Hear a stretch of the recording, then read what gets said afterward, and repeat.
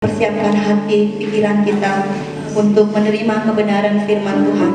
Buka hatimu seluas-luasnya, sebab firman yang mengubahkan hidup kita mencari pribadi yang berkenan kepada Tuhan.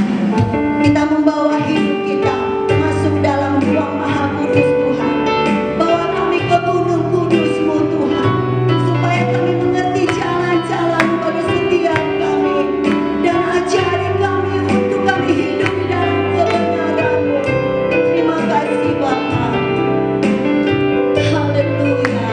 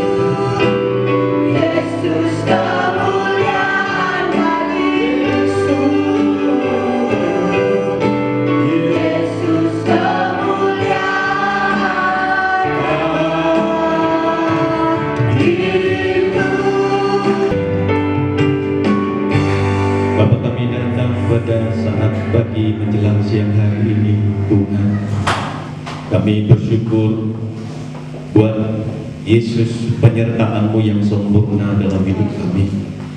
Terima kasih buat kesehatan, terima kasih buat kekuatan, berkat-berkat jasmani, berkat-berkat rohani yang kami merasakannya Tuhan. Sampai saat ini kami ada sebagaimana kami ada Tuhan, semuanya karena kuasa Tuhan Engkau nyatakan bagi kami dalam hidup kami.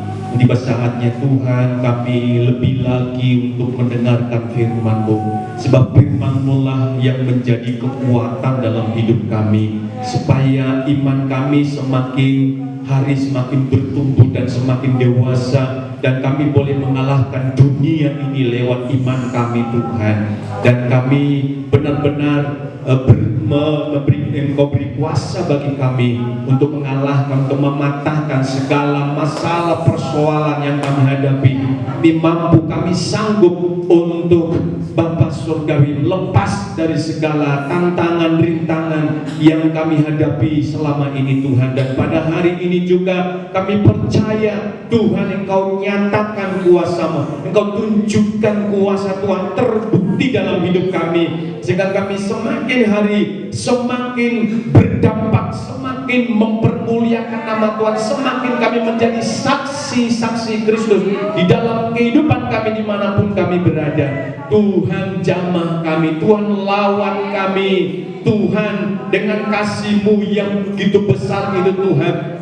Biar Tuhan nyatakan dalam pribadi kami, dalam keluarga kami, dalam setiap pekerjaan kami, dalam setiap apapun yang kami kerjakan, semuanya untuk kemuliaan Tuhan, dari Tuhan, untuk kemuliaan Tuhan saja. Di dalam nama Yesus, biar pengurapan terjadi atas kami, pengurapan Tuhan terjadi, bukan hanya perkataan, kuasa Allah yang dikatakan benar-benar berkuasa dalam hidup kami. Kerajaan Allah bukan soal perkataan, tetapi dengan kuasa dari Tuhan mengalir dalam hidup kami pada hari ini dan sampai selama-lamanya. Terima kasih Tuhan buat waktu yang Tuhan beri dalam hidup kami. Terima kasih buat seluruh sidang jemaat Tuhan yang datang hadir pada hari ini. Tuhan, tak satu pun yang Engkau lewatkan, tetapi Engkau lawat dengan kasih-Mu, Engkau lawat dengan kasih Tuhan, kemurahan Tuhan dalam hidup kami, sehingga kami datang tidak sia-sia, tetapi kami pulang akan membawa berkat-berkat, akan membawa berkat firman Allah, akan membawa segala sesuatu yang belum pernah kami dengar, kami dengarkan dan kami bawa dalam hidup kami, sehingga kami terberkati dalam nama Tuhan untuk menanti-nantikan kedatangan-Mu yang kedua kali. Makasih Bapak, Bapak, Tuhan Engkau jamah, Engkau pakai menjadi sumber berkat pada hari ini, sehingga bukan kemanusiaan hamba yang berbicara, tapi biarlah Roh Kudus yang berbicara, sehingga yang sakit disembuhkan Tuhan, yang lemah dikuatkan, terikat beban dilepaskan, dipulihkan keadaan kami, ekonomi kami, dan juga Tuhan Yesus keluarga kami diberkati oleh Tuhan. Kasih kuasa iblis setan, intimidasi kuasa gelapan roh jahat yang mengganggu konsentrasi kami, sakit penyakit kami tolak di dalam nama Yesus Tuhan. Kuasai hati pikiran kami, mulai dari kandungan bayi, anak kecil, remaja, pemuda, pemudi, kaum bapak, kaum ibu yang tua. Tuhan Engkau jamah Tuhan, danlah kami fokus kepada firman Tuhan, kepada kerajaan-Mu. Dalam nama Yesus kami berdoa, kami bersyukur dan dapat Engkau Tuhan. Haleluya. Semua yang siap mendengarkan firman Tuhan katakan amin. Beri kemuliaan untuk Tuhan. Maka judul firman Tuhan pada hari ini dikatakan sehati dan sejiwa. Amin. Bapak Ibu, hari ini kita telah tiba pada pasal yang kedua dari kitab Filipi. Mari kita baca Filipi pasal yang kedua ayat 1 sampai dengan ayat yang kelima.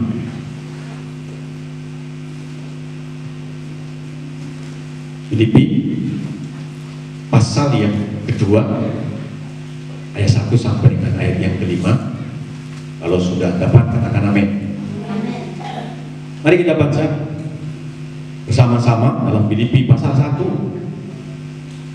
pasal 2 ayat 1 sampai dengan ayat yang kelima. Ya, Filipi pasal yang kedua ayat 1 sampai dengan ayat yang kelima.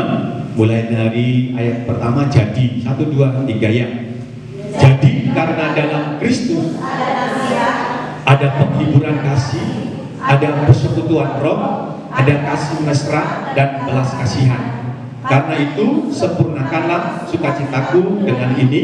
Hendaklah kamu sehati sepikir dalam satu kasih, satu jiwa, satu tujuan, dengan tidak mencari kepentingan sendiri atau puji-pujian yang sia-sia. Sebaliknya, hendaklah dengan rendah hati yang seorang menganggap yang lain lebih utama daripada dirinya sendiri. Dan janganlah tiap-tiap orang hanya memperhatikan kepentingannya sendiri, tetapi kepentingan orang lain juga. Hendaklah kamu dalam hidupmu bersama menaruh pikiran dan perasaan yang terdapat juga dalam Kristus Yesus.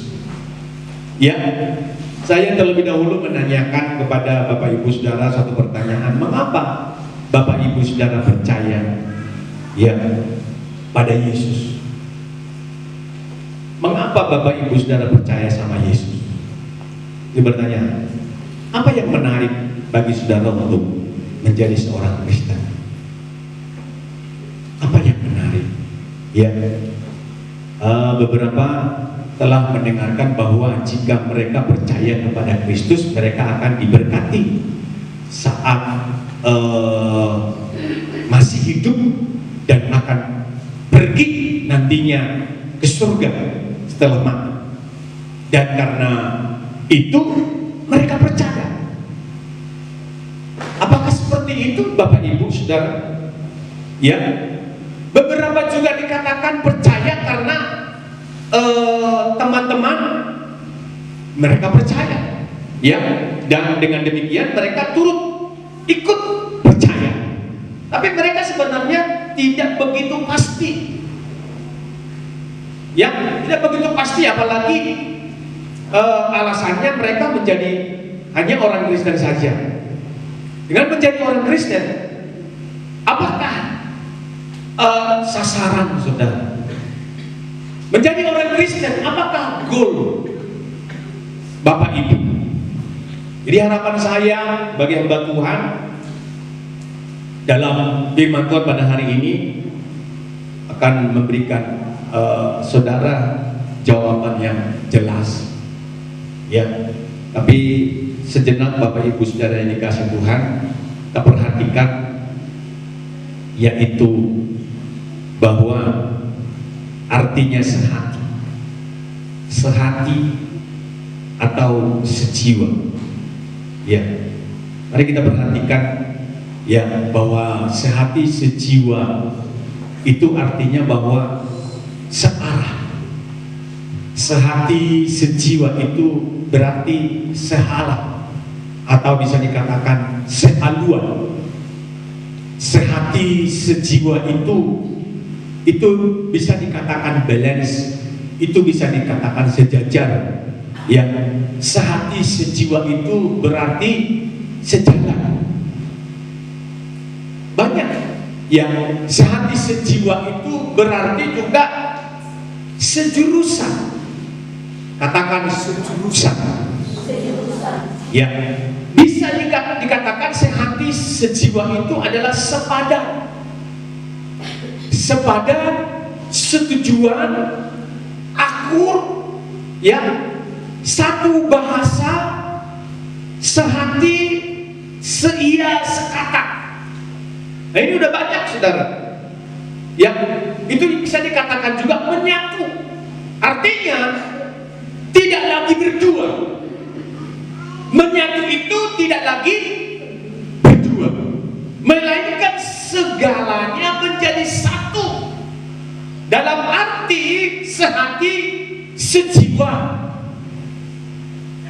Gak lagi, makanya dalam pernikahan pun saudara tekankan bahwa mereka itu bukan lagi dua, melainkan satu. Sehati sejiwa. Nah ini sangat penting sekali bagi kita semuanya yang berkalian dengan tema khotbah pada hari ini. Dan dikatakan bahwa sehati sejiwa. Ya, nasihat yang mungkin tidak dapat ditaati. Kalau saudara baca di dalam pasal yang kedua dari kitab Filipi pasal 1 sampai dengan pasal yang kelima. Saya ulang lagi saudara, mungkin saudara akan mendapatkan sesuatu di dalam membaca firman Tuhan ini. Jadi dikatakan karena dalam Kristus ada nasihat. Di dalam Kristus ada nasihat. Apalagi ada penghiburan kasih. Ada persekutuan roh. Ada kasih mesra dan belas kasihan. Ya. Jadi karena di dalam Kristus akanlah sukacitaku dengan ini. Hendaklah kamu sehati, sepikir dalam satu kasih, satu jiwa, satu tujuan, dengan tidak mencari kepentingan sendiri atau puji-pujian yang sia-sia. Sebaliknya dikatakan hendaklah dengan rendah hati, yang seorang menganggap yang lain itu saudara yang dikasih Tuhan ya lebih utama. Ya, seorang yang lain itu menganggap yang lain itu adalah lebih utama daripada dirinya sendiri. Berarti lebih utama orang lain daripada diri kita sendiri. Janganlah tiap-tiap orang hanya apa dalam ayat yang keempat, memperhatikan kepentingannya sendiri, tetapi kepentingan orang lain juga. Hendaklah kamu dalam hidupmu bersama, katakan bersama, ya, menaruh pikiran, perasaan yang terdapat juga di dalam Kristus Yesus. Nah, ini kunci keberhasilan. Kalau Bapak Ibu Saudaraku yang dikasih Tuhan mau berhasil dalam keluarga, rumah tangga, bahkan juga di dalam pekerjaan apapun, terlebih dalam pelayanan, Bapak Ibu Saudara, ini rahasianya sehati, sepikir. Banyakkah keluarga yang tidak sehati? Banyak. Tidak sejiwa? Banyak. Ya. Banyak, apalagi mereka itu orang Kristen. Makanya saya tadi bertanya Bapak Ibu Saudara, yaitu mengapa saudara percaya sama Yesus? Ya. Dan apa yang menarik untuk menjadi seorang Kristen? Kalau hanya seperti itu saja ya, kita percaya Yesus Kristus, baru apa yang menarik, kita nggak tahu apa yang menarik. Nggak tahu saya apa yang menarik. Ikut Yesus menjadi orang Kristen, nggak tahu. Nah, ini perlu dipertanyakan. Kristennya Kristen apa, saudara? Karena nggak tahu apa yang menarik sebagai orang Kristen. Padahal sebagai orang Kristen itu sangat-sangat menarik sekali. Iya, saya bangga punya Yesus Kristus yang luar biasa. Sangat menarik, saudara. Yesus mati, Yesus bangkit, Yesus hidup. Itu menarik nggak? Menarik, saudara. Karena dikatakan bahwa dia hidup, ada hari esok. Itu menarik. Kalau tidak, dia tidak hidup, saudara, gak ada hari esok. Kita sudah